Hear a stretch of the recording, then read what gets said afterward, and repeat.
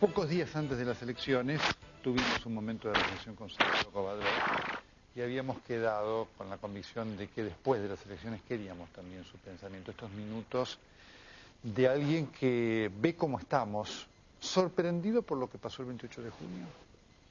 Sí, sorprendido por lo que pasó el 28 de junio, de reconocer matices, de decir sí y no, de no confundir sus necesidades cívicas con los imperativos de ninguna dirigencia, y me parece que eso es sumamente saludable. Un gran pluralismo se ha hecho lugar a partir del 28 de junio.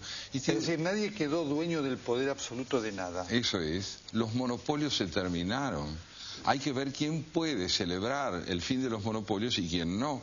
Yo hubiera querido que el discurso de la Presidenta de la República del día de hoy fuese el discurso que ella pronunciara el día 29 de junio, y no el discurso que pronunciara necesariamente hoy, porque en esta sucesión del discurso que pronunció entonces y el discurso que pronunció hoy, hay algo que muestra cierta errancia, cierta dificultad para advertir qué es prioritario y qué no, hasta qué punto la opinión pública necesita un mensaje u otro. Si este discurso de hoy hubiese sido pronunciado el 29, hubiéramos estado ante una presidenta de la Nación que reconoce la capacidad que el pueblo tiene de expresar una sugerencia convincente, clara, de la orientación que necesita que el gobierno siga. Pero al pronunciarlo hoy, más bien parece un acto de arrepentimiento con respecto a lo que se dijo el 29, como si hubiese querido atenuar ese tono altivo y ese tono de desconocimiento soberbio de la realidad que privó el día 29. ¿Por qué Santiago piensa que al poder le pasan estas cosas ante evidencias tan claras? Es decir, lo del 28 es algo claro. Antes son cosas que puede comentar uno en la percepción. Del 28 había un mensaje objetivo a la vista de todos. Yo creo que lo que le ocurre al oficialismo es que no sabe que con la oposición forma parte de un mismo cuerpo. Yo creo que el oficialismo estima que forma parte de un único cuerpo y que la oposición no lo integra, que es lo que el sistema democrático requiere. El oficialismo no tolera la disidencia porque la vive como un riesgo a la credibilidad de su propio enunciado y no como una posibilidad de fortalecerlo con matices indispensables. Yo creo que en las elecciones el voto popular le dijo al doctor Kirchner: señor, no lo hemos votado a usted, pero hemos votado al progresismo y usted no lo encarna. Ajá. Usted no encarna el progresismo que dice encarnar. El progresismo realmente existe y ha sido destinatario de ese afán de un progresismo real en la Argentina quienes encarnan una posición republicana con respecto a las instituciones, que reconcilian la justicia social con el desarrollo y en la educación. Y usted no es vocero de esos ideales. Usted se adueñó de un término, pero no de una conducta. Y creo que la gente le ha venido a decir a él: usted no nos representa en nuestros ideales progresistas, usted no nos representa en nuestros ideales republicanos, por una razón primordial, ¿sabe usted, señor expresidente? Porque usted aspira al monopolio de la verdad, y eso no es democrático. Usted no tiene tolerancia ni goza de la interlocución con sus semejantes. Usted aspira a un silencio colectivo, a una anuencia creciente de todos a su alrededor. Usted ha nacido para cultivar el silencio y la República le pide otra cosa, el porvenir le pide otra cosa.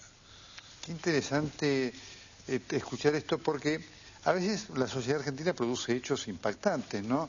Esta campaña que estuvo basada a lo mejor en la dádiva excesiva, en el dar, marcó que hay un consciente, aún en aquellos que a lo mejor no han tenido la suerte en la vida de tener acceso a una mejor educación, a un mejor estar, y que a veces el poder trata creyendo que lo puede dominar con la dádiva. La dignidad pareciera que no se puede comprar ni siquiera donde impera la pobreza.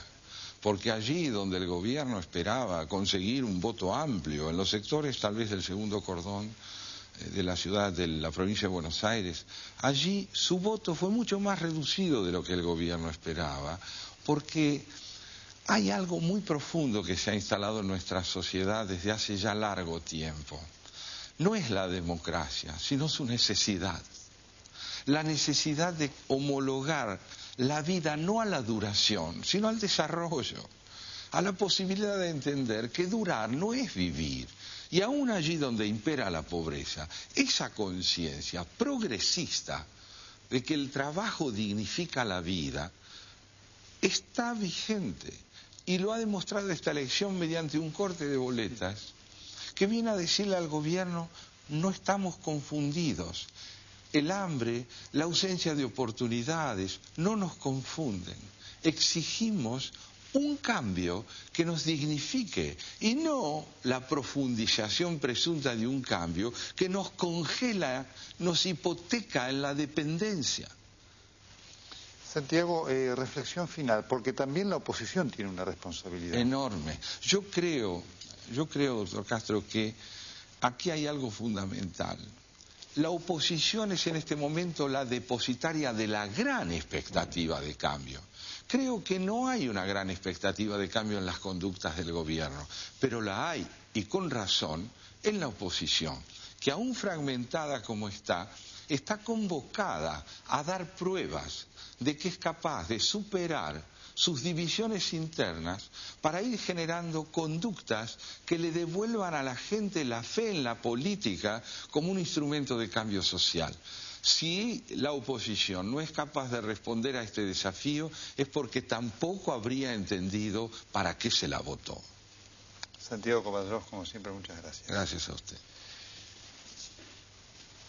Después de este resumen fantástico que siempre nos da con sus aportes Santiago Kovadrov, dos cosas. Efectivamente, el llamado al diálogo de la presidenta es algo positivo. Le digo a la presidenta, dialogar significa estar dispuesto a escuchar cosas distintas a las que uno cree. Significa también estar dispuesto a aceptarlas. Y hay a veces con esta palabra diálogo hay una necesidad enorme y después tal vez una poca y escasa precisión en cuanto a qué debe esperar o qué es lo fundamental para un país del diálogo. El diálogo es la posibilidad de ponerse de acuerdo en política en 3 o 4 cosas fundamentales. La primera, en respetar al que piensa distinto y saber que la Argentina, un país, se hace en base a la convivencia de los pensamientos distintos. Ojalá la presidenta entienda esto así, y no como su esposo, que llamó a aquella famosa concertación plural que aquí bautizamos singular. Ojalá la presidenta tenga esta capacidad. Y ojalá tenga la capacidad de demostrar en sus actos que ha comprendido este resultado electoral del cual hablamos con Santiago Kovadrov, en cuanto a que, al margen de desaprobar gestión concreta de gobierno, hubo un no a una forma de ejercer el gobierno. Esto fue claro. Los cambios del gabinete de ayer, señora presidenta, demuestra que esto usted, lamentablemente, todavía no lo entendió. Perdió una oportunidad.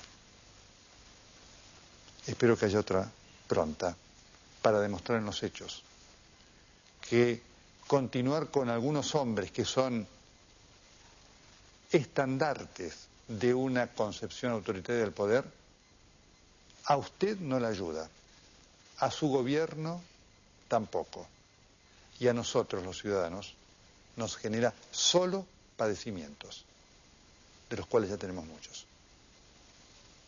Hasta el próximo jueves, muchas gracias.